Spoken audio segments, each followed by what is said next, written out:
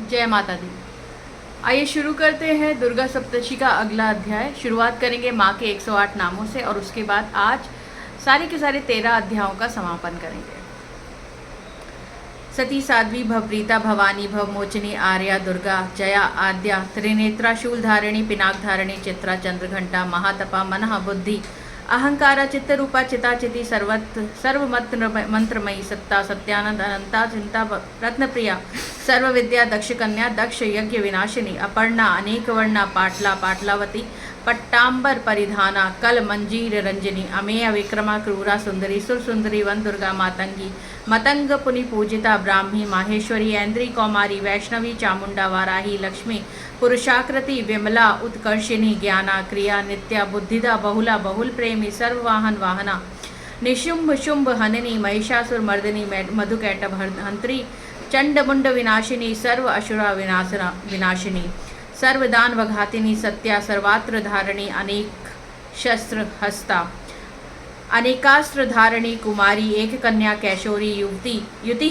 अप्रौणा प्रौणा वृद्ध माता बलप्रदा महोदरी मुक्त केशी घोर रूपा महाबला अग्निज्वाला रौद्रमुखी कालरात्रि तपस्विनी नारायणी भद्रकाली विष्णु माया जलोदरी शिवदूती कराली अनंता परमेश्वरी कात्यायनी सावित्री प्रत्यक्षा ब्रह्म वादिनी सर्वशास्त्रमयी। दुर्गा सप्तशी अध्याय चौथा। इंद्रादि देवताओं द्वारा देवी की स्तुति। महर्षि मेधा बोले, देवी ने जब पराक्रमी दुरात्मा महिषासुर को मार गिराया और असुरों की सेना को मार दिया, तब इंद्रादि समस्त देवता अपने सिर तथा शरीर को झुकाकर भगवती की स्तुति करने लगे। जिस देवी ने अपनी शक्ति से यह जगत व्याप्त किया है और जो संपूर्ण देवताओं और महर्षियों की पूजनीय है, उस अंबिका को हम भक्ति पूर्वक नमस्कार करते हैं। वह हम सबका कल्याण करे। जिस अतुल प्रभाव और बल का वर्णन भगवान विष्णु शंकर और ब्रह्मा जी नहीं कर सके, वही चंडिका देवी इस संपूर्ण जगत का पालन करे और अशुभ भय का नाश करे। पुण्यात्माओं के घरों में तुम स्वयं लक्ष्मी रूप हो और पापियों के घरों में तुम अलक्ष्मी रूप हो, और सतकुल में उत्पन्न होने वालों के लिए तुम लज्जा रूप होकर उनके घरों में निवास करती हो। हम उस दुर्गा भगवती को नमस्कार करते हैं। हे देवी, इस विश्व का पालन करो। हे देवी, हम तुम्हारे अचिंत्य रूप का किस प्रकार वर्णन करें। असुरों के नाश करने वाली भारी पराक्रम तथा समस्त देवताओं और दैत्यों के विषय में जो तुम्हारे पवित्र चरित्र हैं, उनको हम किस प्रकार वर्णन करें। हे देवी, त्रिगुणात्मिका होने पर भी तुम संपूर्ण जगत की उत्पत्ति का कारण हो। हे देवी, भगवान विष्णु शंकर आदि किसी भी देवता ने तुम्हारा पार नहीं पाया। तुम सबकी आश्रय हो। यह संपूर्ण जगत तुम्हारा ही अंश रूप है, क्योंकि तुम सबकी आदिभूत प्रकृति हो। हे देवी, तुम्हारे जिस नाम के उच्चारण से संपूर्ण यज्ञों में सब देवता तृप्ति लाभ करते हैं, वह स्वाहा भी तुम ही हो। इसके अतिरिक्त तुम पितरों की तृप्ति का कारण हो, इसलिए हम सबको स्वधा कहते हैं। हे देवी, वह विद्या जो मोक्ष की देने वाली है, जो अचिंत्य महाज्ञान स्वरूपा है, तत्वों के सार को वश करने वाले, संपूर्ण दोषों को दूर करने वाले, मोक्ष की इच्छा वाले मुनिजन जिसका अभ्यास करते हैं, वह तुम ही हो। तुम वाणी रूप हो और दोष रहित ऋग तथा यजुर्वेदों में एवं उद्गीत में सुंदर पदों में पाठ वाले सामवेद में आश्रय तुम हो। तुम भगवती हो। इस विश्व की उत्पत्ति एवं पालन के लिए तुम वार्ता के रूप में प्रकट हुई हो और तुम संपूर्ण संसार की पीड़ा हरने वाली हो। हे देवी, जिससे सारे शास्त्रों को जाना जाता है, वह मेधा शक्ति तुम ही हो और दुर्गम भवसागर से पार करने वाली नौका भी तुम ही हो। लक्ष्मी स्वरूप से विष्णु भगवान के हृदय में निवास करने वाली तथा भगवान महादेव द्वारा सम्मानित गौरी देवी तुम ही हो। मंद मुस्कान करने वाले निर्मल पूर्ण चंद्रबिंब के समान और उत्तम सुवर्ण की मनोहर कांति में कमनीय तुम्हारे मुख को देखकर भी महिषासुर क्रोध में भर गया, यह बड़े आश्चर्य की बात है। और हे देवी, तुम्हारा यही मुख जब क्रोध से भर गया तो उदयकाल के चंद्रमा की भांति लाल हो गया और तनी हुई भौहों के कारण विकराल रूप हो गया। उसे देखकर भी महिषासुर के शीघ्र प्राण नहीं निकल गए, यह बड़े आश्चर्य की बात है। आपके कुपित मुख के दर्शन करके भला कौन जीवित रह सकता है। हे देवी, तुम हमारे कल्याण के लिए प्रसन्न होवो। आपके प्रसन्न होने से इस जगत का अभ्युदय होता है और जब आप क्रुद्ध हो जाती हैं तो कितने ही कुलों का सर्वनाश होता है। यह हमने अभी अभी जाना है कि जब तुमने महिषासुर की बहुत बड़ी सेना को देखते देखते मार दिया, हे देवी, सदा अभ्युदय देने वाली तुम जिस पर प्रसन्न हो जाती हो वही देश में सम्मानित होने लगते हैं। उनके धन यश की वृद्धि होती है, उनका धर्म कभी शिथिल नहीं होता और उनके यहाँ अधिक पुत्र पुत्रियाँ और नौकर आदि होते हैं। हे देवी, तुम्हारी कृपा से ही धर्मात्मा पुरुष प्रतिदिन श्रद्धापूर्वक यज्ञ करता है और धर्मानुकूल आचरण करता है और उसके प्रभाव से स्वर्गलोक में जाता है, क्योंकि तुम तीनों लोकों में मनोवांछित फल देने वाली हो। हे माँ दुर्गे, तुम स्मरण करने पर संपूर्ण जीवों के भय नष्ट कर देती हो और स्थिर चित्त वालों के द्वारा चिंतन करने पर उन्हें और अत्यंत मंगल देती हो। हे दारिद्र दुख नाशिनी देवी, तुम्हारे सिवा दूसरा कौन है? तुम्हारा चित्त सदा दूसरों के उपकार में लगा रहता है। हे देवी, तुम शत्रुओं को इसलिए मारती हो कि उनके मारने से दूसरों को सुख मिलता है। वह चाहे नरक में जाने के लिए चिरकाल तक पाप करते रहे हों, किंतु तुम्हारे साथ युद्ध करके सीधे स्वर्ग को जाएं, इसलिए तुम उनका वध करती हो। हे देवी, क्या तुम दृष्टिपात्र मात्र से समस्त असुरों को भस्म नहीं कर सकती? अवश्य ही कर सकती हो, किंतु तुम्हारा शत्रुओं को शस्त्रों के द्वारा मारना इसलिए है कि शस्त्रों के द्वारा मरकर वे स्वर्ग को जावें। इस तरह से हे देवी, उन शत्रुओं के प्रति भी तुम्हारा विचार उत्तम ही है। हे देवी, तुम्हारे उग्र खड्ग की चमक से और त्रिशूल की नोक की कांति की किरणों से असुरों की आंखें फूट नहीं गईं। उसका यह कारण यह था कि वे किरणों से शोभामान तुम्हारे चंद्रमा के समान आनंद प्रदान करने वाले सुंदर मुख को देख रहे थे। हे देवी, तुम्हारा शील बुरे वृतांत को दूर करने वाला है और सबसे अधिक तुम्हारा रूप है, जो ना तो कभी चिंतन में आ सकता है और ना जिसकी दूसरों से कभी तुलना भी हो सकती है। तुम्हारा बल व पराक्रम शत्रुओं को नाश करने वाला है। इस तरह तुमने शत्रुओं पर भी दया प्रकट की है। हे देवी, तुम्हारे बल की किसके साथ बराबरी की जा सकती है तथा शत्रुओं को भय देने वाला इतना सुंदर रूप भी और किसका है? हृदय में कृपा और युद्ध में निष्ठुरता, यह दोनों बातें तीनों लोकों में केवल तुम ही में देखने को आई हैं। हे माता, युद्ध भूमि में शत्रुओं को मार तुमने उन्हें स्वर्ग लोक में पहुंचाया है। इस तरह तीनों लोकों की तुमने रक्षा की है तथा उन उन्मत्त असुरों में से जिनसे हमें भय था उनको भी तुमने दूर किया है। तुमको हमारा नमस्कार है। हे देवी, तुम शूल और खड्ग से हमारी रक्षा करो तथा घंटे की ध्वनि और धनुष की डंकोर से भी हमारी रक्षा करो। हे माँ चंडिके, आप अपने शूल को घुमाकर पूर्व पश्चिम उत्तर और दक्षिण दिशा में हमारी रक्षा करो। तीनों लोकों में जो तुम्हारे सौम्य रूप हैं और घोर रूप हैं उनसे हमारी रक्षा करो तथा इस पृथ्वी की रक्षा करो। हे अंबिके, आपके कर पल्लवों में जो खड्ग है, शूल और गदा आदि शस्त्र शोभा पा रहे हैं उनसे हमारी रक्षा करो। महर्षि बोले कि इस प्रकार जब सब देवताओं ने जगत माता भगवती की स्तुति की और नंदनवन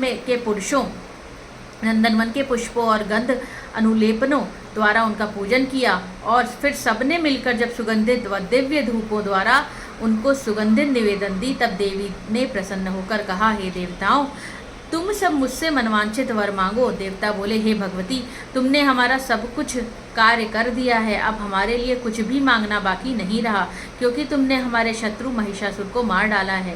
हे महेश्वरी, तुम इस पर भी यदि हमें कोई वर देना चाहती हो तो बस इतना वर दो कि जब जब हम आपका स्मरण करें तब तब आप हमारी विपत्तियों को हरण करने के लिए हमें दर्शन दिया करें। हे अंबिके, जो कोई भी तुम्हारी स्तुति करे तुम उनको वित्त समृद्धि और वैभव देने के साथ ही उनके धन और स्त्री आदि संपत्ति बढ़ावें और सदा हम पर प्रसन्न रहें। महर्षि बोले, हे राजन, देवताओं ने जब जगत के लिए और अपने लिए इस प्रकार प्रश्न किया तो बस तथास्तु कहकर देवी अंतर्ध्यान हो गई। हे भूप, जिस प्रकार तीनों लोगों का हित चाहने वाली वह भगवती देवताओं के शरीर से उत्पन्न हुई थी, वह सारा वृतांत मैंने तुमसे ये कह दिया है। और इसके पश्चात दुष्ट असुरों और शुंभ निशुंभ का वध करके और सब लोगों की रक्षा करने के लिए जिस प्रकार गौरी देवी के शरीर से उत्पन्न हुई थी, वह सारा वृतांत मैं यथावत वर्णन करता हूँ। 5वां अध्याय।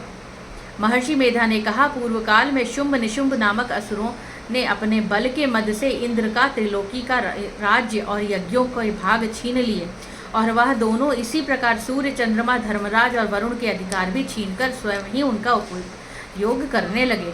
वायु और अग्नि का कार्य भी वही करने लगे और तत्पश्चात उन्होंने जिन देवताओं का राज्य छीना था उनको अपने अपने स्थान से निकाल दिया। इस तरह से अधिकार छीने हुए तथा दैत्यों द्वारा निकाले हुए देवता अपराजिता देवी का स्मरण करने लगे कि देवी ने हमको वर दिया था कि मैं तुम्हारी संपूर्ण विपत्तियों को नष्ट करके रक्षा करूंगी। ऐसा विचार कर सब देवता हिमालय पर गए और भगवती विष्णु माया की स्तुति करने लगे। देवताओं ने कहा, देवी को नमस्कार है, शिव को नमस्कार है, प्रकृति और भद्रा को नमस्कार है। हम लोग रौद्रा, नित्या और गौरी को नमस्कार करते हैं। ज्योत्सनामयी चंद्र रूपिणी व सुख रूपा देवी को निरंतर नमस्कार है। शरणागतों का कल्याण करने वाली वृद्धि और सिद्धि रूपा देवी को हम बारंबार नमस्कार करते हैं। और नैवृत्ति राजाओं की लक्ष्मी और सर्वाणी को नमस्कार है। दुर्गा को, दुर्ग स्थलों को पार करने वाली दुर्गपारा को, सारा सर्वकारिणी ख्याति कृष्ण और धूम्र देवी को सदैव नमस्कार है। अत्यंत सौम्य और अत्यंत रौद्र रूपा को हम नमस्कार करते हैं, उन्हें हमारा बारंबार प्रणाम है। जगत की आधारभूत कृति देवी को बारंबार नमस्कार है। जिस देवी को प्राणी मात्र विष्णु माया कहते हैं उसको नमस्कार है, उसको नमस्कार है, उसको नमस्कार है। जो देवी संपूर्ण प्राणियों में चेतना कहलाती है उसको नमस्कार है, उसको नमस्कार है, उसको नमस्कार है। जो देवी संपूर्ण प्राणियों में बुद्धि रूप में स्थित है उसको नमस्कार है, उसको नमस्कार है, उसको नमस्कार है। जो देवी सब प्राणियों में निंद्रा रूप में विराजमान है उसको नमस्कार है, उसको नमस्कार है, उसको नमस्कार है। जो देवी संपूर्ण प्राणियों में शुदा रूप से विराजमान है उसको नमस्कार है, उसको नमस्कार है, उसको नमस्कार है। जो देवी संपूर्ण प्राणियों में छाया रूप में स्थित है उसको नमस्कार है, उसको नमस्कार है, उसको नमस्कार है। जो देवी सब प्राणियों में शक्ति रूप में स्थित है उसको नमस्कार है, उसको नमस्कार है, उसको नमस्कार है। जो देवी संपूर्ण प्राणियों में तृष्णा रूप में स्थित है उसको नमस्कार है, उसको नमस्कार है, उसको नमस्कार है। जो देवी सब प्राणियों में शांति रूप में स्थित है उसको नमस्कार है, उसको नमस्कार है, उसको नमस्कार है। जो देवी सब प्राणियों में जाति रूप में स्थित है उसको नमस्कार है, उसको नमस्कार है, उसको नमस्कार है। जो देवी सब प्राणियों में लज्जा रूप में स्थित है उसको नमस्कार है, उसको नमस्कार है, उसको नमस्कार है। जो देवी सब प्राणियों में शांति रूप में स्थित है उसको नमस्कार है, उसको नमस्कार है, उसको नमस्कार है। जो देवी संपूर्ण प्राणियों में श्रद्धा रूप में स्थित है उसको नमस्कार है, उसको नमस्कार है, उसको नमस्कार है। जो देवी संपूर्ण प्राणियों में कांति रूप में स्थित है, जो देवी सब प्राणियों में लक्ष्मी रूप में स्थित है उसको नमस्कार है, उसको नमस्कार है, उसको नमस्कार है। जो देवी संपूर्ण प्राणियों में वृत्ति रूप में स्थित है उसको नमस्कार है, उसको नमस्कार है, उसको नमस्कार है। जो देवी सब प्राणियों में स्मृति रूप में विराजमान है उसको नमस्कार है, उसको नमस्कार है, उसको नमस्कार है। जो देवी सब प्राणियों में दया रूप में स्थित है उसको नमस्कार है, उसको नमस्कार है, उसको नमस्कार है। जो देवी सब प्राणियों में तुष्टि रूप में स्थित है उसको नमस्कार है, उसको नमस्कार है, उसको नमस्कार है। जो देवी संपूर्ण प्राणियों में मात्र रूप में स्थित है उसको नमस्कार है, उसको नमस्कार है, उसको नमस्कार है। जो देवी संपूर्ण प्राणियों में भ्रांति रूप में स्थित है उसको नमस्कार है, उसको नमस्कार है, उसको नमस्कार है। जो देवी संपूर्ण प्राणियों में नित्य व्याप्त रहती हैं उसको नमस्कार है। जो देवी चैतन्य रूप में संपूर्ण संसार को व्याप्त करके स्थित है उसको नमस्कार है, उसको नमस्कार है, उसको नमस्कार है। पूर्व काल में देवताओं ने अभीष्ट फल देने वाले जिसकी स्तुति की है और देवराज इंद्र ने बहुत दिनों तक जिसका सेवन किया है वह कल्याण की साधना भूता ईश्वरी हमारा कल्याण और मंगल करें तथा हमारी सारी विपत्तियों को नष्ट कर डालें। असुरों के सताए हुए हम संपूर्ण देवता उस परमेश्वरी को इस समय नमस्कार करते हैं तथा जो भक्ति पूर्वक स्मरण की जाने पर तुरंत ही सब विपत्तियों को नष्ट कर देती है वह जगदम्बिका हम इस समय भी हमारा मंगल करके हमारी समस्त विपत्तियों को दूर करें। महर्षि मेधा ने कहा, हे राजन, इस प्रकार जब देवता स्तुति कर रहे थे तो उसी समय पार्वती देवी गंगा में स्नान करने के लिए आईं। तब उनके शरीर से प्रकट होकर शिवा देवी बोली, शंभु दैत्य के द्वारा स्वर्ग से निकले और निशुंभ से हारे हुए यह देवता मेरी ही स्तुति कर रहे हैं। पार्वती के शरीर से अंबिका निकली थी, इसलिए उसको संपूर्ण लोक में कौशिकी के कहते हैं। कौशिकी के प्रकट होने के पश्चात पार्वती देवी के शरीर से का रंग काला हो गया और वह हिमालय पर रहने वाली कालिका देवी के नाम से प्रसिद्ध हुई। फिर शुंभ और निशुंभ के दूत चंड मुंड वहाँ आए और उन्होंने परम मनोहर रूप वाली अंबिका देवी को देखा। फिर वह शुंभ के पास जाकर बोले, महाराज, एक अत्यंत सुंदर स्त्री हिमालय को प्रकाशित कर रही है। वैसा रंग रूप आज तक हमने किसी स्त्री में नहीं देखा। हे असुरेश्वर, आप यह पता लगाएं कि वह कौन है और उसको ग्रहण करें। यह स्त्री स्त्रियों में रत्न है और अपनी कांति से दसों दिशाओं को प्रकाशित करती है। वहाँ स्थित है, इसलिए आपको उनको देखना उचित है। और हे प्रभु, तीनों लोगों के हाथी, घोड़े और मणि इत्यादि जितने रत्न हैं वह सब इस समय आपके घर में शोभामान है। हाथियों में रूप ऐरावत हाथी और उच्चेश्वर नामक घोड़ा तो आप इंद्र से लेकर ही आए हैं। हंसों द्वारा जुता हुआ विमान जो कि ब्रह्मा जी के पास था वह भी आपके पास है। और यह महापद्म नामक खजाना आपने कुबेर से छीना है।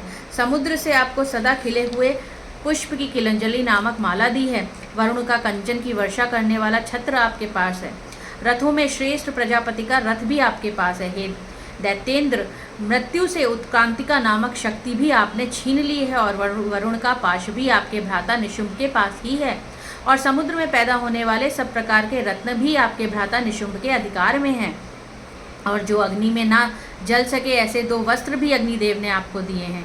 हे दैत्यराज, इस प्रकार सारी रत्न रूपी वस्तुएं आप संग्रह कर चुके हैं, तो फिर आप यह कल्याणमयी स्त्रियों में रत्न रूप अनुपम स्त्री क्यों नहीं ग्रहण करते? महर्षि मेधा बोले, चंडमुंड का वचन सुनकर शुंभ ने विचारा कि सुग्रीव को अपना दूत बनाकर देवी के पास भेजा जाए। प्रथम उसको सब कुछ समझा दिया और कहा कि वहां जाकर तुम उसको अच्छी तरह से समझाना और ऐसा उपाय करना जिससे वह प्रसन्न होकर तुरंत मेरे पास चली आवे। भली प्रकार समझाकर कहना। दूत सुग्रीव पर्वत के उस रमणीय भाग में पहुंचा जहां देवी रहती थी। दूत ने कहा, हे देवी, दैत्यों का राजा शुंभ जो इस समय तीनों लोगों का स्वामी है, मैं उसका दूत हूँ और यहाँ तुम्हारे पास आया हूँ। संपूर्ण देवता उसकी आज्ञा एक स्वर में मानते हैं। अब जो कुछ उसने कहला भेजा है वह सुनो। उसने कहा है, इस समय संपूर्ण त्रिलोकी मेरे वश में है और संपूर्ण यज्ञों के भाग को पृथक पृथक मैं ही लेता हूँ। और तीनों लोकों में जितने श्रेष्ठ रत्न हैं वह सब मेरे पास हैं। देवराज इंद्र का वाहन ऐरावत मेरे पास है जो मैंने उनसे छीन लिया है। उच्चैश्रवा नामक घोड़ा जो क्षीर सागर मंथन करने से प्रकट हुआ था उसे देवताओं ने मुझे समर्पित किया है। हे सुंदरी, इसके अतिरिक्त और भी जो भी रत्न आभूषण पदार्थ देवताओं के पास थे वह सब मेरे पास हैं। हे देवी, मैं तुम्हें संसार की स्त्रियों में रत्न मानता हूँ क्योंकि रत्नों का उपभोग करने वाला मैं ही हूँ।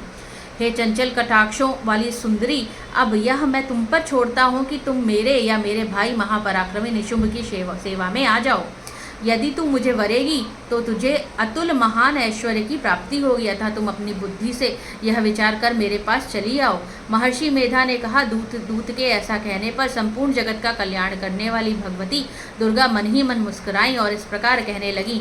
देवी ने कहा, हे दूत, तू जो कुछ कह रहा है वह सत्य है और इसमें किंचित मात्र भी झूठ नहीं है कि शुंभ इस समय तीनों लोगों का स्वामी है और निशुंभ भी उसी तरह पराक्रमी है। किंतु इसके संदर्भ में मैं जो प्रतिज्ञा कर चुकी हूँ उसे मैं कैसे झुठला सकती हूँ? अतः तू मैंने जो प्रतिज्ञा की है उसे सुन। जो मुझे युद्ध में जीत लेगा और जो मेरे अभिमान को खंडित करेगा तथा बल में मेरे समान होगा वही मेरा स्वामी होगा। इसलिए शुंभ अथवा महापराक्रमी निशुंभ यहाँ आवे और युद्ध में जीतकर मुझसे विवाह कर लें। इसमें भला देर की क्या आवश्यकता है? दूत ने कहा, हे देवी, तुम अभिमान में भरी हुई हो, मेरे सामने तुम ऐसी बातें ना करो। इस त्रिलोकी में मुझे तो ऐसा कोई दिखाई नहीं देता जो शुंभ और निशुंभ के सामने ठहर सके। हे देवी, जब अन्य देवताओं में कोई भी शुंभ व निशुंभ के सामने युद्ध में नहीं ठहर सकता तो फिर तुम जैसी स्त्री उनके सामने रणभूमि में ठहर सकेगी? जिन शुंभ आदि असुरों के सामने इंद्र आदि देवता नहीं ठहर सके तो फिर तुम अकेली स्त्री उनके सामने कैसे ठहर सकोगी? अतः तुम मेरा कहना मानकर उनके पास स्वयं चली आओ, नहीं तो जब वह तुम्हें केश पकड़कर घसीटते हुए ले जावेंगे तो तुम्हारा गौरव नष्ट हो जाएगा। इसलिए मेरी बात मान लो। देवी ने कहा, जो कुछ तुमने कहा ठीक है। शुंभ और निशुंभ बड़े बलवान है, लेकिन मैं क्या कर सकती हूँ क्योंकि मैं बिना विचारे प्रतिज्ञा कर चुकी हूँ। इसलिए तुम जाओ और मैंने जो कहा है वह आदर पूर्वक असुरेंद्र को कह दो। इसके पश्चात जो वह उचित समझे वो करें। 6वां अध्याय। महर्षि मेधा ने कहा, देवी की बात सुनकर दूत क्रोध में भरा हुआ वहां से असुरेंद्र के पास पहुंचा और सारा वृत्तांत उससे कह सुनाया। दूत की बात सुन असुरेंद्र ने क्रोध का पारावार चढ़ा रखा था और उसने अपने सेनापति धूम्रलोचन से कहा, धूम्रलोचन, तुम अपनी सेना सहित शीघ्र वहां जाओ और उस दुष्टा के केशों को पकड़कर उसे घसीटते हुए वहां से ले आओ। यदि उसकी रक्षा के लिए कोई दूसरा खड़ा हो, चाहे वह देवता हो, यक्ष हो अथवा गंधर्व हो ही क्यों ना हो, तुम उसको स्वयं मार डालना। महर्षि मेधा ने कहा, शुंभ के इस प्रकार आज्ञा देने पर धूम्रलोचन 60,000 राक्षसों की सेना के साथ लेकर वहां पहुंचा और देवी को देखकर लड़कार कर कहने लगा, अरे तू अभी शुंभ और निशुंभ के पास चल। यदि तू प्रसन्नतापूर्वक मेरे साथ न चलेगी तो मैं तेरे केशों को घसीटता हुआ उसके तुझे ले चलूँगा। देवी बोली, असुरेंद्र का भेजा हुआ तेरे जैसा बलवान यदि बलपूर्वक मुझे ले जावेगा तो ऐसी दशा में मैं तुम्हारा क्या ही कर सकती हूँ। महर्षि मेधा ने कहा। ऐसा कहने पर धूम्रलोचन उसकी ओर लपका, किंतु देवी ने उसे अपनी हुंकार से ही भस्म कर डाला। यह देखकर असुर सेना क्रुद्ध होकर देवी की ओर बढ़ी, परंतु अंबिका ने उन पर तीखे बाणों, शक्तियों और फरसे की वर्षा कर दी।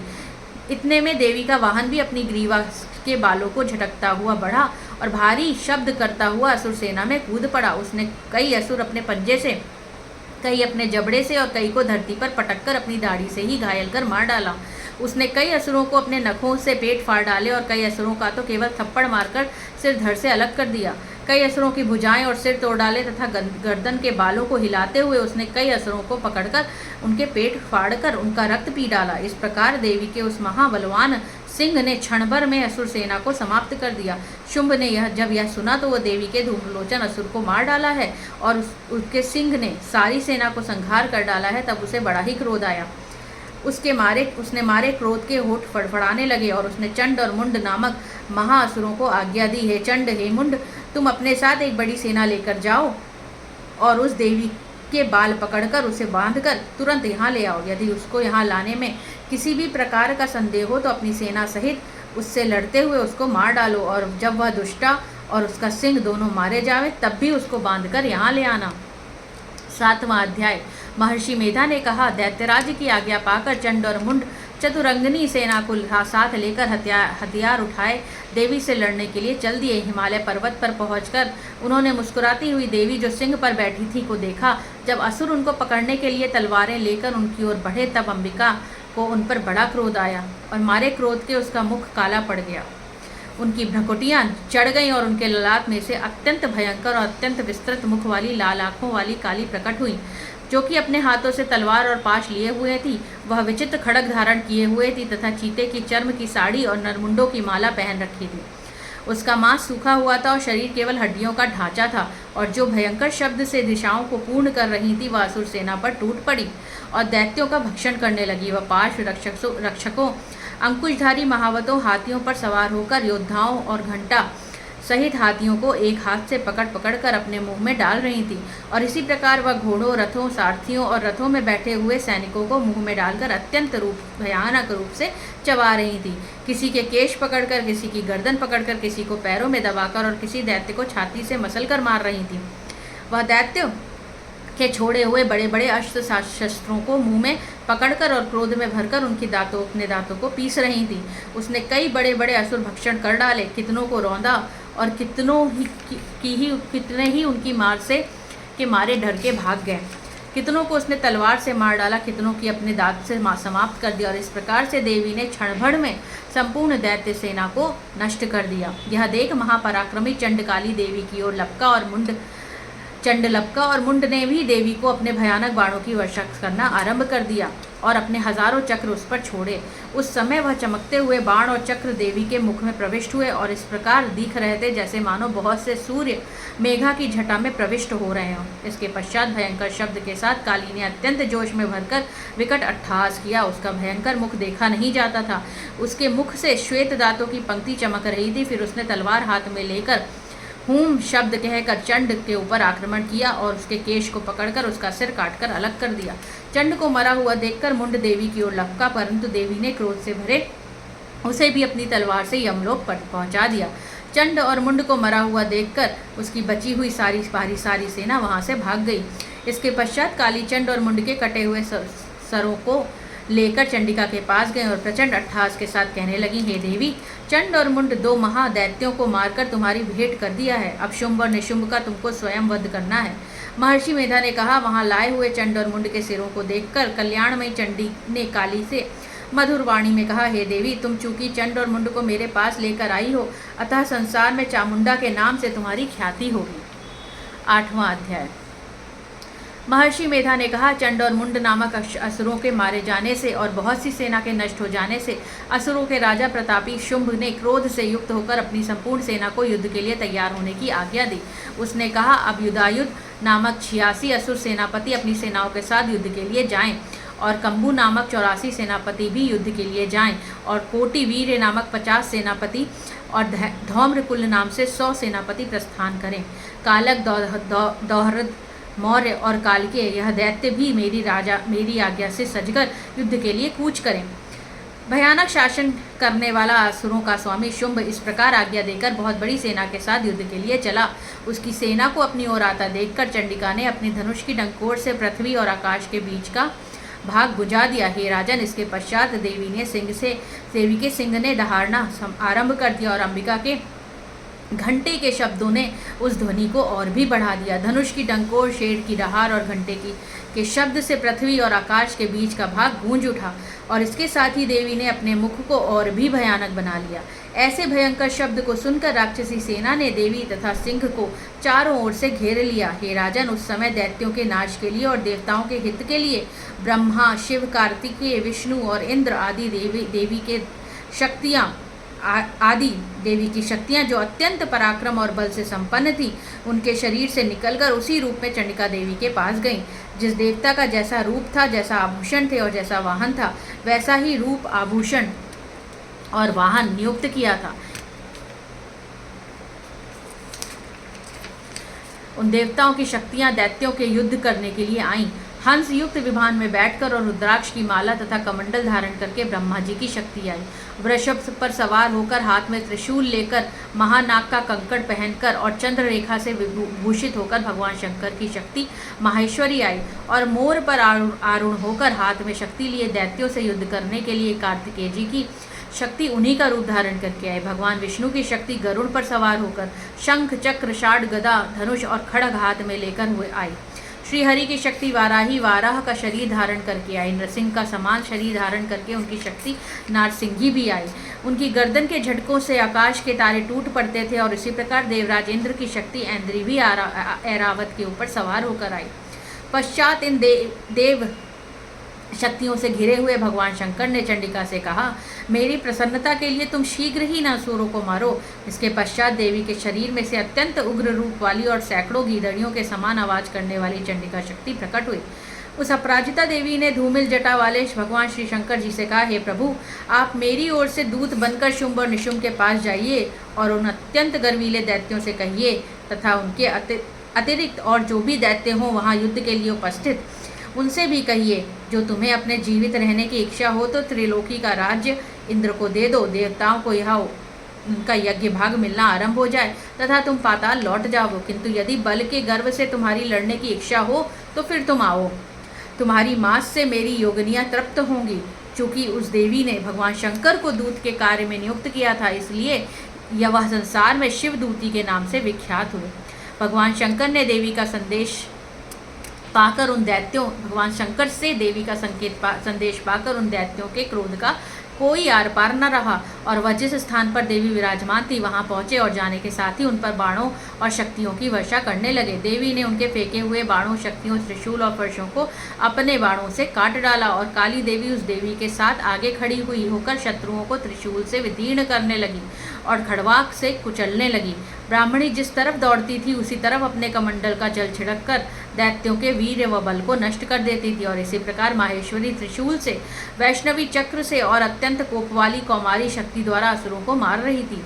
और ऐन्द्री के बाजू के प्रहार से सैकड़ों दैत्य रक्त की नदियां बहाते हुए पृथ्वी पर सो गए। वाराही ने कितने ही राक्षसों को अपनी थूतन द्वारा मृत्यु के घाट उतार दिया। दाढ़ों के अग्रभाग से कितने ही राक्षसों की छाती को चीर डाला और चक्र की चोट से कितनों को ही विदीर्ण करके धरती पर डाल दिया। बड़े बड़े राक्षसों को नारसिंगी अपने नखनों से विदीर्ण करके भक्षण कर रही थी और सिंहनाद के चारों दिशाओं को गुजाती हुई रणभूमि में विचर रही थी। शिवदूती दूती और प्रचंड अट्टहास से कितने ही दैत्य भयभीत होकर पृथ्वी पर गिर पड़े और उनके गिरते ही वह उनको भक्षण कर गई। इस तरह क्रोध में भरे हुए मातृगणों द्वारा नाना प्रकार के उपायों से बड़े बड़े असुरों को मरते हुए देखकर राक्षसी सेना भाग खड़ी हुई और उनको इस प्रकार भागता देख रक्तबीज नामक महापराक्रमी राक्षस क्रोध से भरकर युद्ध के लिए आगे बढ़ा। उसके शरीर से रक्त की बूंदें पृथ्वी पर जैसे ही गिरती थी, तुरंत वैसे ही शरीर वाला तथा वैसा ही बलवान दैत्य पृथ्वी से उत्पन्न हो जाता था। रक्तबीज गदा हाथ में लेकर ऐन्द्री के साथ युद्ध करने लगा। जब ऐन्द्री शक्ति ने अपने वज्र से उसको मारा तो घायल होने के कारण उसके शरीर से बहुत सा रक्त बहने लगा और उसकी प्रत्येक बूंद से उसके समान ही बलवान तथा महापराक्रमी अनेकों दैत्य भयंकर रूप से प्रकट हो गए। वह सबके सब दैत्य बीज के समान ही बलवान तेज वाले थे। वह भी भयंकर अस्त्र शस्त्र लेकर देवियों के साथ लड़ने लगे। जब ऐन्द्री के वज्र प्रहार से उसके मस्तक पर चोट लगी और रक्त बहने लगा तो उसमें से हजारों ही पुरुष उत्पन्न हो गए। वैष्णवी ने चक्र से और ऐन्द्री ने गदा से भी रक्त बीज को चोट पहुंचाई। वैष्णवी और चक्र से घायल होने पर उसके शरीर से जो रक्त बहा उससे हजारों महासुर उत्पन्न हुए, जिनके द्वारा वह संपूर्ण जगत व्याप्त हो गया। कौमारी ने शक्ति से, वाराही ने खड़ग से और माहेश्वरी ने त्रिशूल से उसको घायल किया।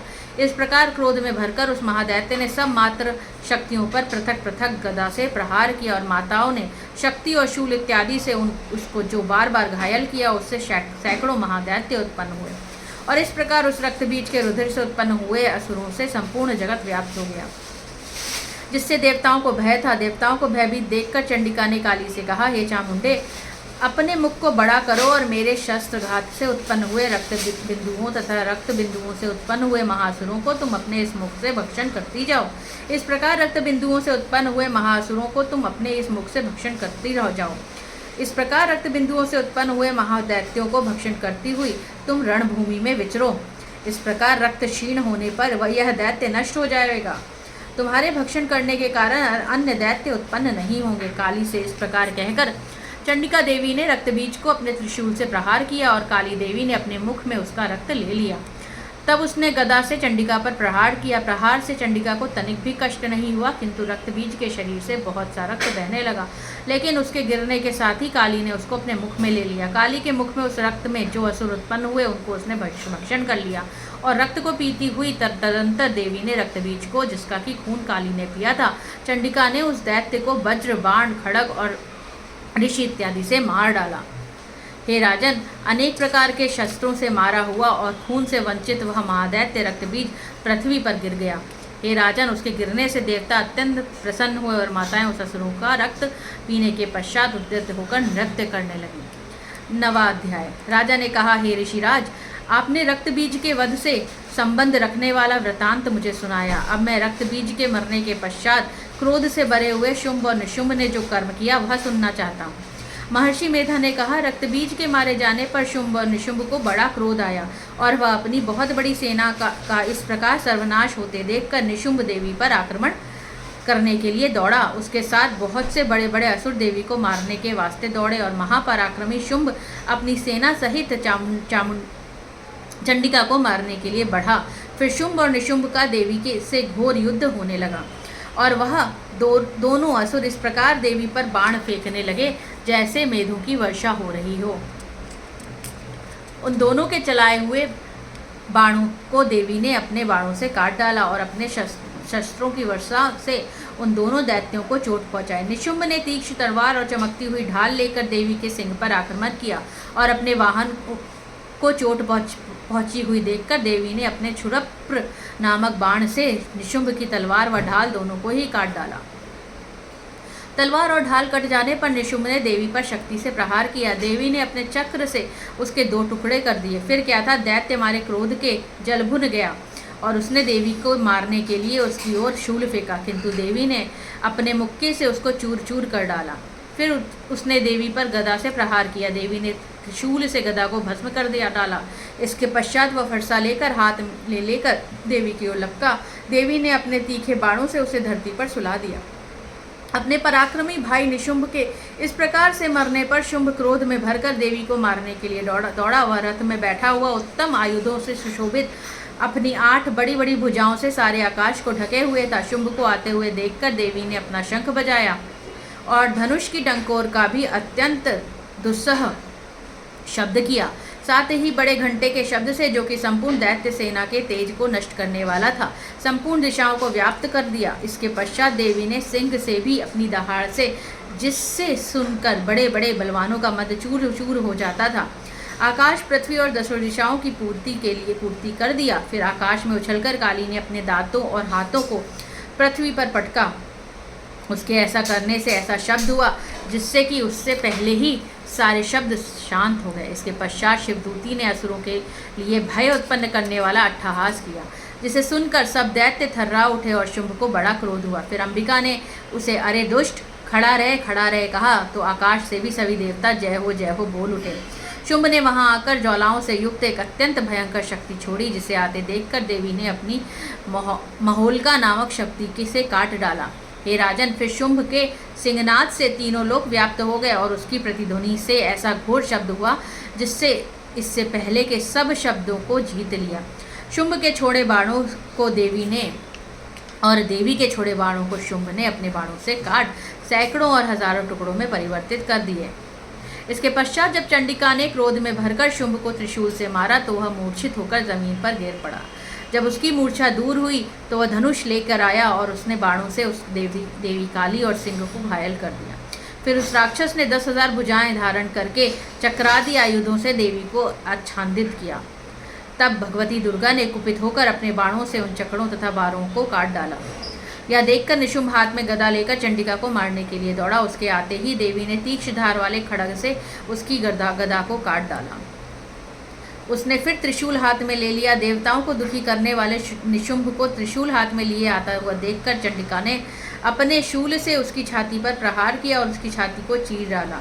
शूल विदीर्ण हो जाने पर उसकी छाती में से एक उस जैसा महापराक्रमी दैत्य ठहर जा करता कहता हुआ निकला। उसको देखकर देवी ने बड़े जोर से ठहाका लगाया। अभी वह निकलने भी ना पाया था कि उसका सिर अपनी तलवार से काट डाला।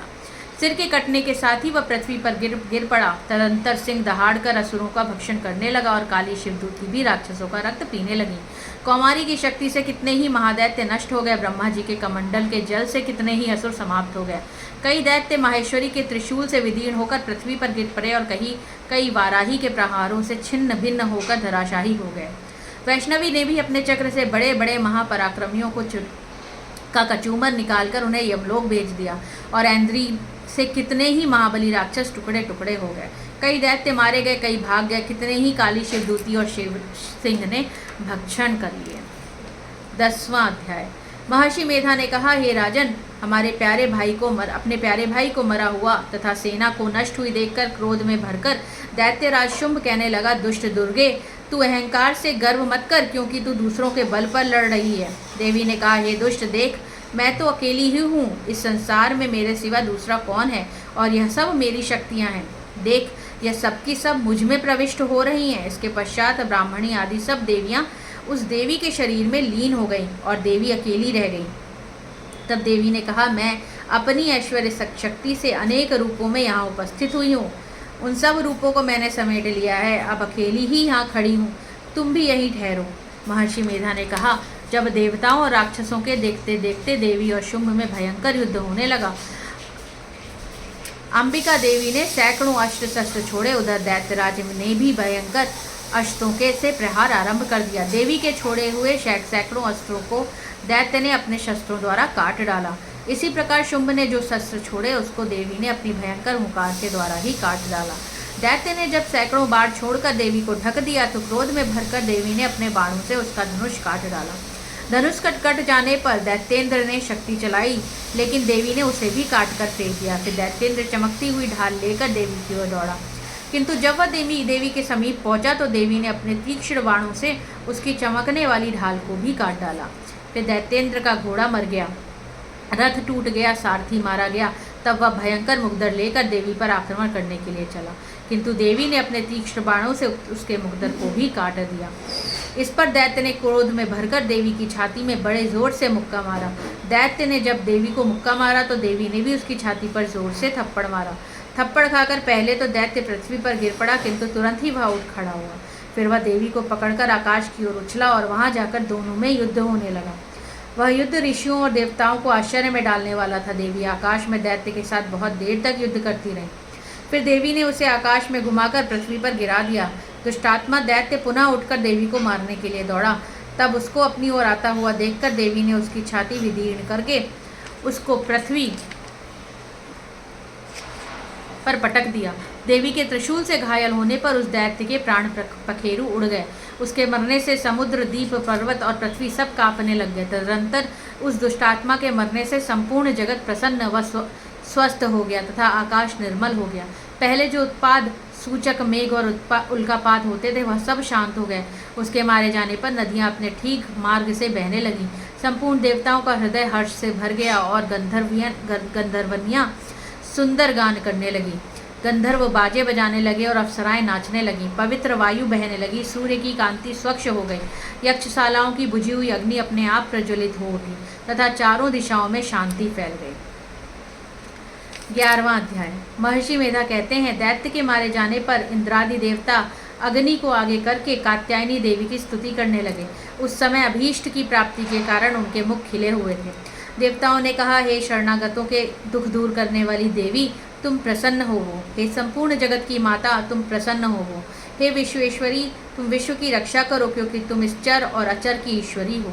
हे देवी, तुम संपूर्ण जगत की आधार रूप हो, क्योंकि तुम पृथ्वी रूप में भी स्थित हो और अत्यंत पराक्रम वाली देवी हो। तुम विष्णु की शक्ति हो और विश्व की बीज परामाया हो, और तुमने ही इस संपूर्ण जगत को मोहित कर रखा है। तुम्हारे प्रसन्न होने पर ही यह पृथ्वी मोक्ष को प्राप्त होती है। हे देवी, संपूर्ण विद्याएं तुम्हारे ही भिन्न भिन्न स्वरूप हैं। इस जगत में जितनी स्त्रियां हैं वह सब तुम्हारी ही मूर्तियां हैं। एकमात्र तुमने ही इस जगत को व्याप्त कर रखा है। तुम्हारी स्तुति किस प्रकार हो सकती है, क्योंकि तुम परम बुद्धि रूप हो और संपूर्ण प्राणी रूप स्वर्ग और मुक्ति देने वाली हो। अतः इसी रूप में तुम्हारी स्तुति की गई है। तुम्हारी स्तुति के लिए इससे बढ़कर और क्या युक्तियाँ हो सकती हैं। संपूर्ण जनों के हृदय में बुद्धि रूप होकर निवास करने वाली, स्वर्ग और मोक्ष प्रदान करने वाली हे नारायणी देवी, तुमको नमस्कार है। कला काष्ठा आदि रूप में अव्यवस्थाओं को परिवर्तन की ओर ले जाने वाली तथा प्राणियों का अंत करने वाली नारायणी, तुमको नमस्कार है। हे नारायणी, संपूर्ण मंगलों के मंगल रूप वाली हे शिवे, हे संपूर्ण प्रयोजनों को सिद्ध करने वाली हे शरणागत वत्सला, 3 नेत्रों वाली गौरी, तुमको नमस्कार है। सृष्टि स्थित तथा संहार की शक्ति भूता सनातनी देवी, गुणों का आधार तथा सर्व सुखमयी नारायणी, तुमको नमस्कार है। हे शरण में आए हुए शरणागतों, दीन दुखियों की रक्षा में तत्पर, संपूर्ण पीड़ाओं को हरने वाली नारायणी, तुमको नमस्कार है। हे नारायणी, तुम ब्रह्माणी का रूप धारण करके हंसों से जुटे हुए विमान पर बैठती हो तथा कुश से अभिमंत्रित जल छिड़कती रहती हो, तुम्हें नमस्कार है। माहेश्वरी रूप से त्रिशूल, चंद्रमा और सर्पों को धारण करने वाली महावृषभ वाहन वाली नारायणी, तुम्हें नमस्कार है। मोरों तथा कुक्कुटों से घिरी रहने वाली महाशक्ति को धारण करने वाली हे कौमारी रूप धारणी निष्पाप नारायणी, तुम्हें नमस्कार है। हे शंख चक्र गदा और शांड धनुष रूप आयुधों को धारण करने वाली वैष्णवी शक्ति रूपा नारायणी, तुम हम सब पर प्रसन्न हो, वो तुम्हें नमस्कार है। हे दांतों पर पृथ्वी धारण करने वाली वाराह रूपिणी कल्याणमयी नारायणी, तुम्हें नमस्कार है। हे उग्र नृसिंह रूप में दैत्यों को मारने वाली, त्रिभुवन की रक्षा में संलग्न रहने वाली नारायणी, तुम्हें नमस्कार है। हे मस्तक पर किरीट और वज्र में महावज्र धारण करने, हाथ में महावज्र धारण करने वाली, सहस्त्र नेत्रों के कारण उज्ज्वल वृत्रासुर के प्राण हरने वाली ऐन्द्रिय शक्ति, हे नारायणी, तुम्हें नमस्कार है। हे शिवदूती रूप में दैत्यों के महामद को नष्ट करने वाली, हे घोर रूप वाली, हे महाशब्द वाली, हे नारायणी, तुम्हें नमस्कार है। दाणों के कारण विकराल मुख वाली, मुंडमाला से विभूषित मुंडमंडिनी चामुंडा रूपा नारायणी, तुम्हें नमस्कार है। हे लक्ष्मी लज्जा महाविद्या श्रद्धा पुष्टि स्वधा ध्रुवा महारात्रि तथा महाविद्या रूपा नारायणी, तुम्हें नमस्कार है। हे मेधा सरस्वती सर्वोत्कृष्ट ऐश्वर्य रूपिणी मार्वती महाकाली नियंता तथा ईश रूपिणी नारायणी, तुम्हें नमस्कार है। हे सर्व स्वरूप सर्वेश्वरी सर्वशक्ति युक्त देवी, हमारी भय से रक्षा करो, तुम्हें नमस्कार है। हे कात्यायनी देवी, तुम्ही तीनों नेत्रों से भूषित, यह तेरा सौम्य मुख सब तरह के डरों से हमारी रक्षा करें, तुम्हें नमस्कार है। हे भद्रकाली ज्वालाओं के समान भयंकर अति उग्र एवं संपूर्ण असुरों को नष्ट करने वाला तुम्हारा त्रिशूल हमें भयों से बचावे, तुम्हारा नमस्कार है। हे देवी, जो अपने शब्द से इस जगत को पूरित करके दैत्यों के तेज को नष्ट करता है, वह आपका घंटा इस प्रकार हमारी रक्षा करे जैसे कि माता अपने पुत्रों की रक्षा करती है।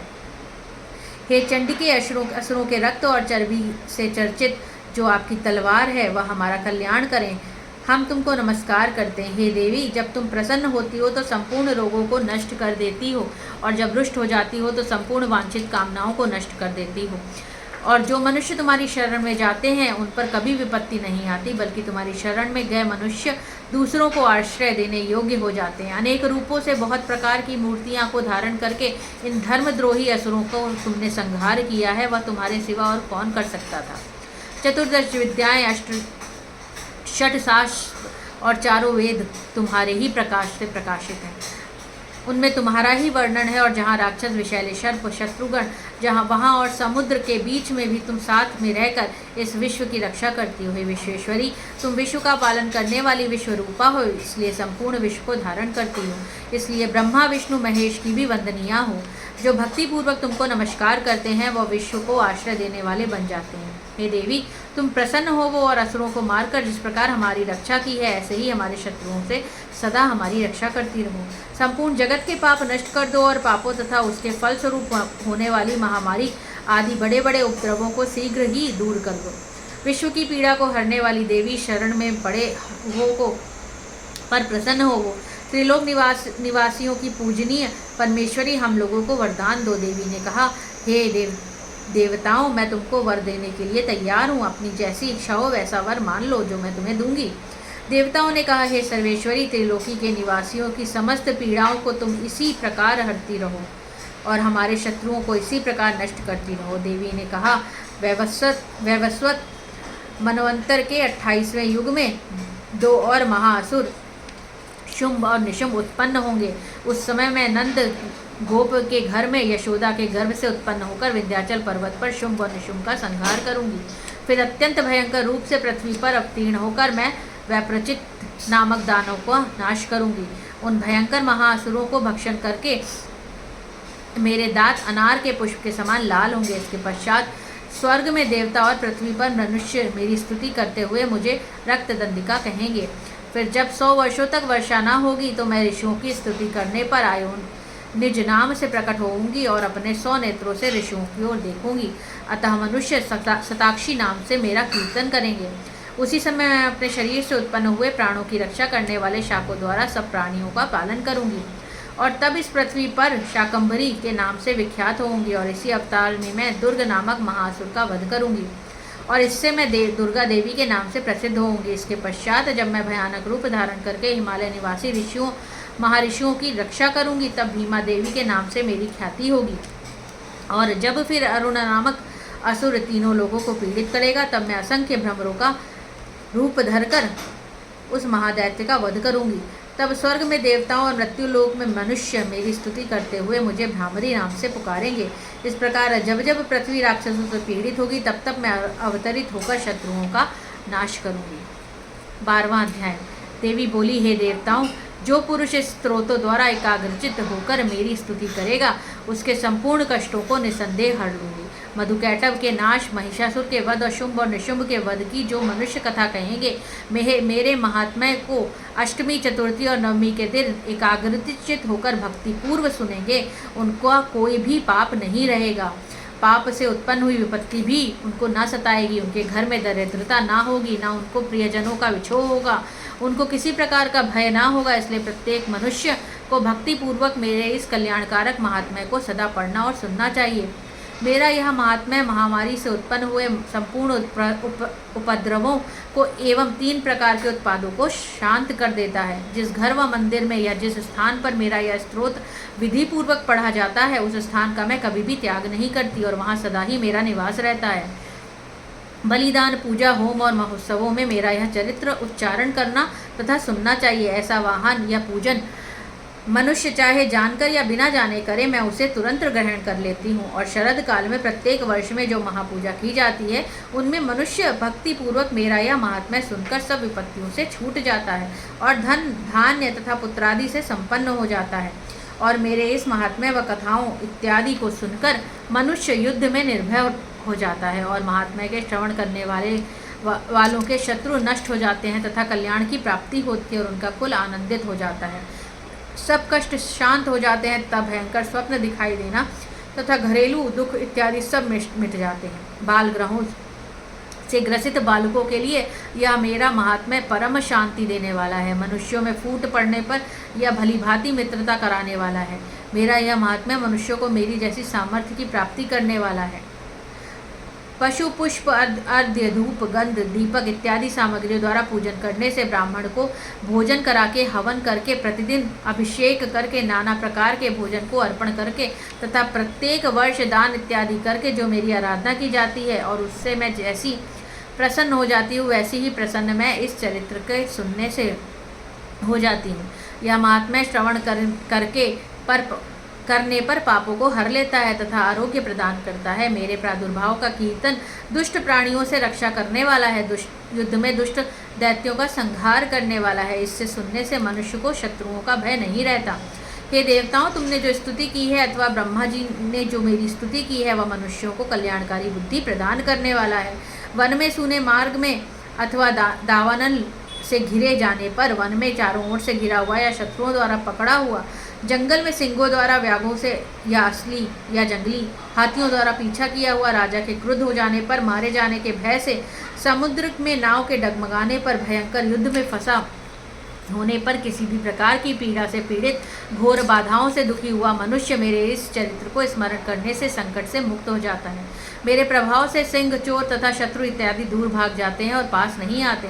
महर्षि ने कहा, प्रचंड पराक्रम वाली भगवती चंडिका यो के कहने के पश्चात सब देवताओं के देखते ही देखते अंतर्ध्यान हो गई और संपूर्ण देवता अपने शत्रुओं के मारे जाने पर पहले ही की तरह यज्ञ भाग का उपभोग करने लगे और उनको अपने अधिकार फिर से प्राप्त हो गए तथा युद्ध में देवताओं के शत्रुओं शुंभ और निशुंभ के देवी के हाथों मारे जाने पर बाकी बचे हुए राक्षस पाताल लोक को चले गए। हे राजन, इस प्रकार भगवती अंबिका नित्य होती हुई भी बार बार प्रकट होकर इस जगत का पालन करती हैं, इसको मोहित करती हैं, जन्म देती हैं और प्रार्थना करने पर समृद्धि प्रदान करती हैं। हे राजन, भगवती ही महाप्रलय के समय महामारी का रूप धारण करती हैं और वही संपूर्ण ब्रह्मांड में व्याप्त हैं, और वही भगवती समय समय पर महाकाली और महामारी का रूप बनाती हैं और स्वयं अजन्मा होती हुई भी सृष्टि के रूप में प्रकट होती हैं। वह सनातनी देवी प्राणियों का पालन करती हैं और वही मनुष्य के अभ्युदय के समय घर में लक्ष्मी का रूप बनाकर स्थित हो जाती हैं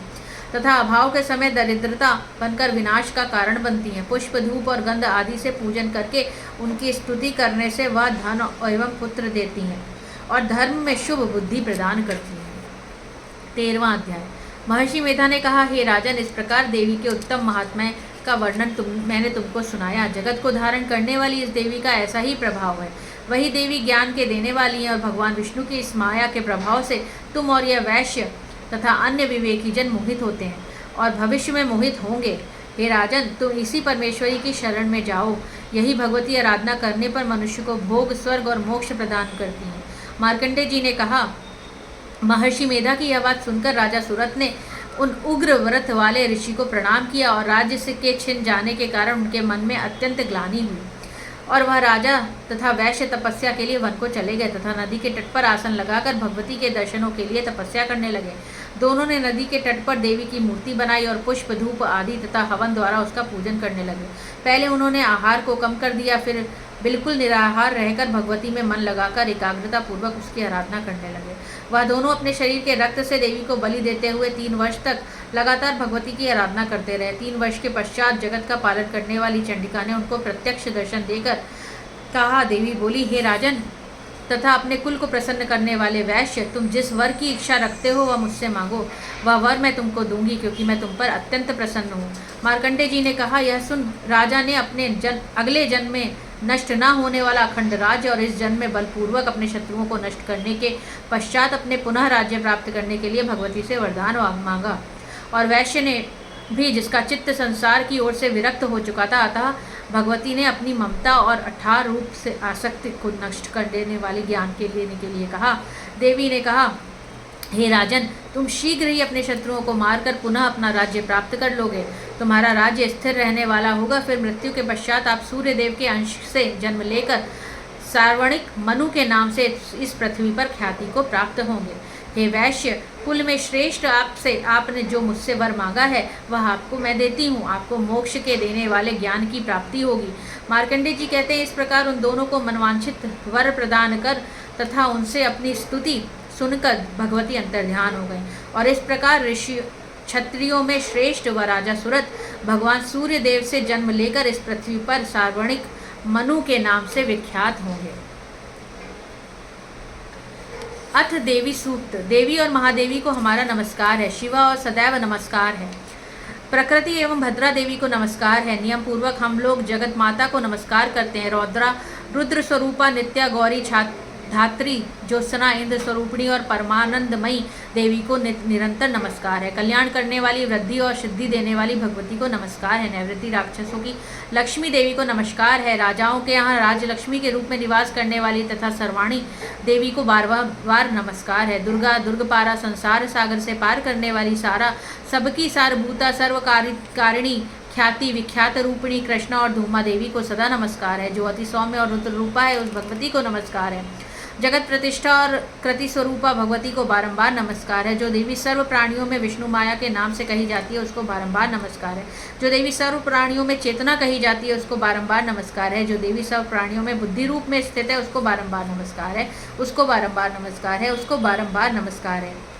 जो देवी सभी प्राणियों में निद्रा रूप में स्थित है, उसको नमस्कार है। उसको नमस्कार है। उसको नमस्कार है। जो देवी सभी प्राणियों में शुदा रूप में स्थित है, उसको नमस्कार है। उसको नमस्कार है। उसको बारंबार नमस्कार है। जो देवी सब प्राणियों में छाया रूप में स्थित है, उसको नमस्कार है। उसको नमस्कार है। उनको बारंबार नमस्कार है। जो देवी सब प्राणियों में शांति क्षमा रूप में स्थित है, उनको नमस्कार है। उनको नमस्कार है। उनको बारंबार नमस्कार है। जो देवी सब प्राणियों में तृष्णा रूप में स्थित है, उनको नमस्कार है। उनको नमस्कार है। उनको बारंबार नमस्कार है। जो देवी सब प्राणियों में शांति रूप में स्थित है, उनको नमस्कार है। उनको नमस्कार है। उनको बारंबार नमस्कार है। जो देवी सब प्राणियों में जाति रूप में स्थित है, उनको नमस्कार है। उनको नमस्कार है। उनको बारंबार नमस्कार है। जो देवी सब प्राणियों में लज्जा रूप में स्थित है, उनको नमस्कार है। उनको नमस्कार है। उनको बारंबार नमस्कार है। जो देवी सब प्राणियों में श्रद्धा रूप में स्थित है, उनको नमस्कार है। उनको नमस्कार है। उनको बारंबार नमस्कार है। जो देवी प्राणियों में कांति रूप में स्थित है, उनको नमस्कार है। उनको नमस्कार है। उनको बारंबार नमस्कार है। जो देवी व सब प्राणियों में लक्ष्मी रूप में स्थित है, उनको नमस्कार है। उनको नमस्कार है। उनको बारंबार नमस्कार है। जो देवी सब प्राणियों में वृत्ति रूप में स्थित है, उनको नमस्कार है। उनको नमस्कार है। उनको बारंबार नमस्कार है। जो देवी सब प्राणियों में स्मृति रूप में स्थित है, उनको नमस्कार है। उनको नमस्कार है। उनको बारंबार नमस्कार है। जो देवी सब प्राणियों में दया रूप में स्थित है, उनको नमस्कार है। उनको नमस्कार है। उनको बारंबार नमस्कार है। जो देवी सब प्राणियों में दृष्टि रूप में स्थित है, उनको नमस्कार है। उनको नमस्कार है। उनको बारंबार नमस्कार है। जो देवी सब प्राणियों में माता रूप में स्थित है, उनको नमस्कार है। उनको नमस्कार है। उनको बारंबार नमस्कार है। जो देवी सब प्राणियों में भ्रांति रूप में स्थित है, उनको नमस्कार है। उनको नमस्कार है। उनको बारंबार नमस्कार है। जो देवी सब इंद्रियों की और संसार भर की प्राणियों की अधिष्ठात्री है, उन सब प्राणियों में निरंतर व्याप्त है, उनको बारंबार नमस्कार है। जो देवी संपूर्ण संसार में चैतन्य रूप में व्याप्त हो स्थित है, उनको नमस्कार है। उनको नमस्कार है। उनको बारंबार नमस्कार है। पूर्व समय में अपने अभीष्ट फल को पाने के लिए सभी देवताओं ने जिसकी स्तुति करी, देवेंद्र ने बहुत दिनों तक जिनकी सेवा करी, वह सभी मंगलों की कारणभूता ईश्वरी हमारा कल्याण और मंगल करें तथा सभी आपत्तियों को नाश करें। प्रबल दैत्यों से कष्ट पाकर हम लोग जिनको प्रणाम करते हैं, वो भक्ति भाव से विनम्र पुरुषों द्वारा स्मरण करने वाली तत्काल ही सभी आपत्तियों को नाश कर देती है। वे कल्याण कारिणी भगवती हमारी विपत्तियों को दूर करें।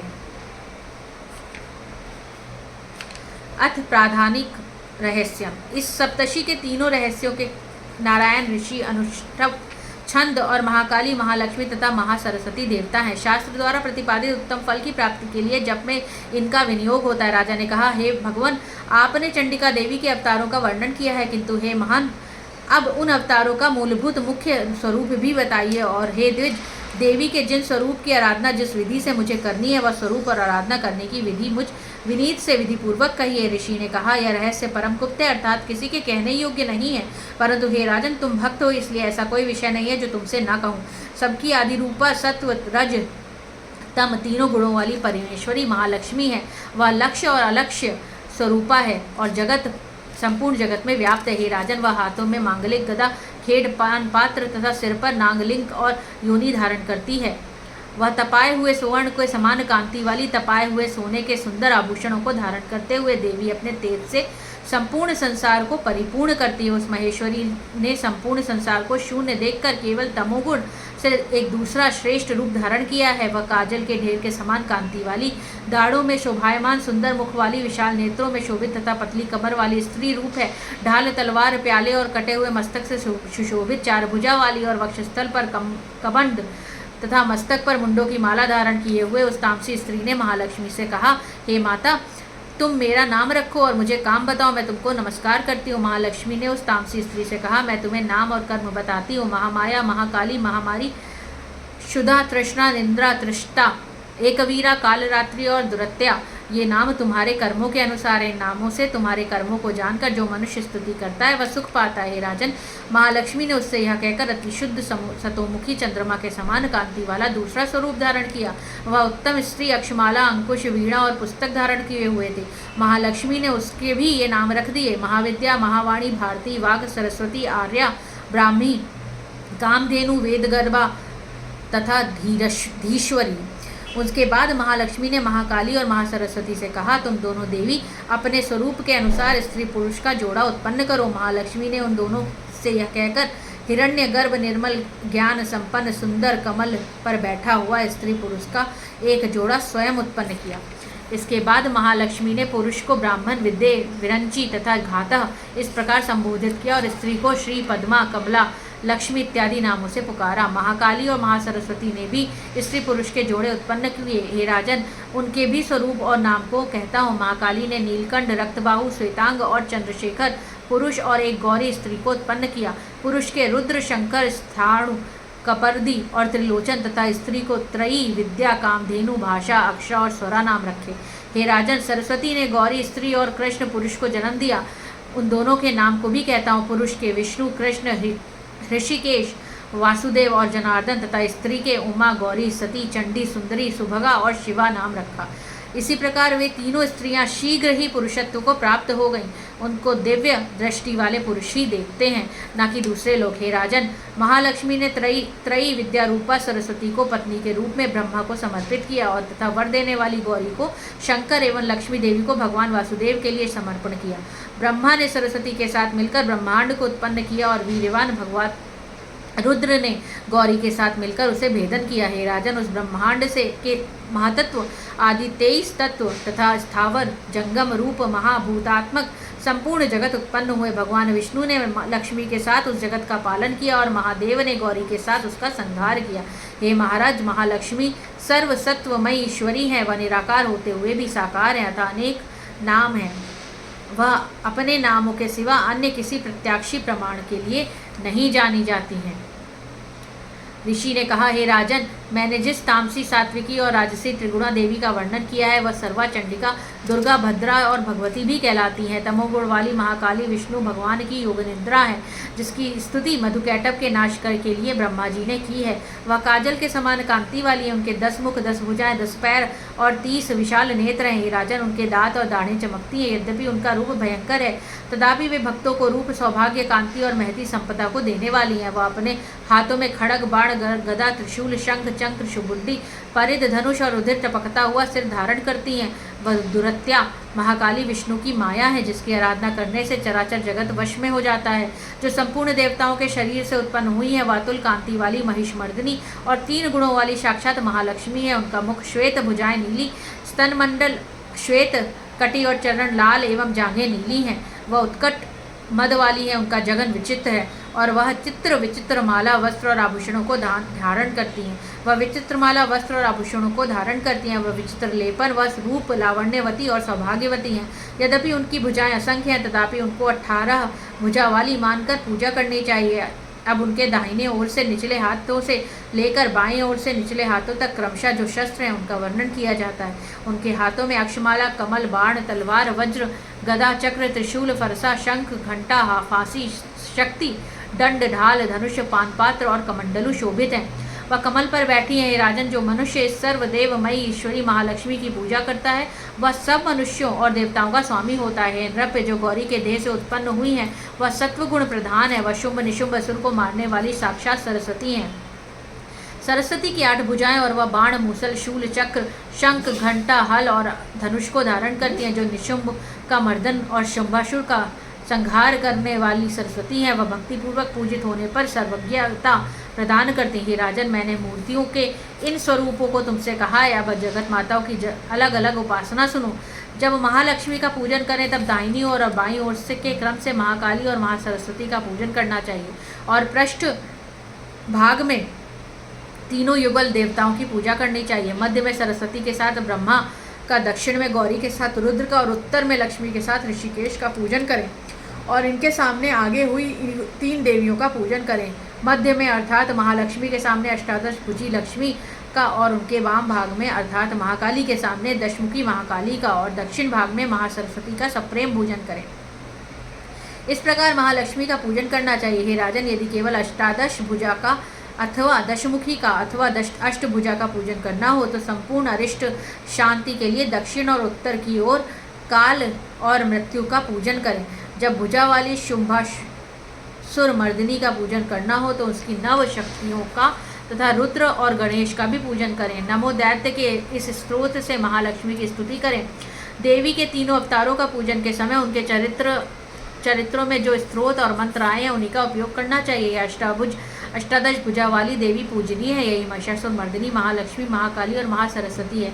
यही पुण्य पापों की ईश्वरी और संपूर्ण लोकों की माहेश्वरी है। जो पुरुष महिषासुर मर्दिनी का पूजन करता है वह संसार का स्वामी होता है। तीनों लोगों को धारण करने वाली तथा भक्तों पर दया करने वाली चंडिका का आभूषण, गंध, पुष्प, धूप, दीप, नैवेद्य और अनेक प्रकार के भक्ष्य पदार्थों से पूजन करना चाहिए। हे राजन, रुधिर मिले हुए मांस के बलि से तथा मदिरा से भी पूजा करनी चाहिए, किंतु मांस, बलि आदि से पूजा का देवी का पूजन ब्राह्मण को छोड़कर बताया गया है। हे राजन, ब्राह्मण के लिए कहीं भी मांस और मद्य से पूजा का विधान नहीं है। प्रमाण आचमनीय चंदन, सुगंध, कपूर और तामूल से भक्तिपूर्वक पूजन करना चाहिए।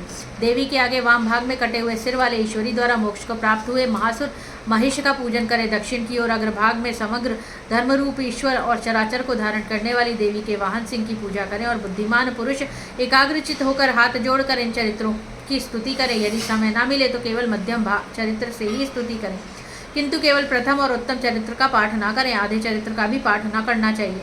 ऐसा करने से निसंदेह विघ्न होता है। स्रोत और मंत्रों से जगदम्बा की स्तुति करें और प्रदक्षिणा तथा नमस्कार करके हाथ जोड़कर सावधान होकर जगदात्री से बारंबार क्षमा मांगे।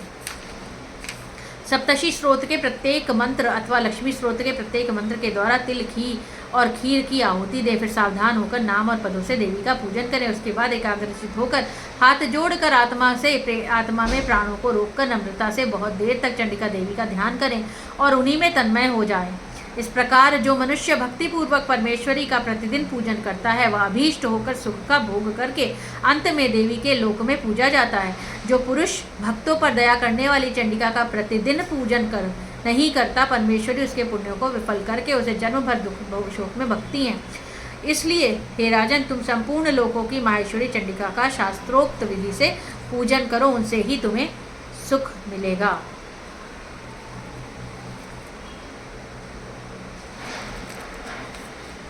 हे माता रानी, सभी को सुख, शांति और संपन्नता प्रदान करें। जय माता दी।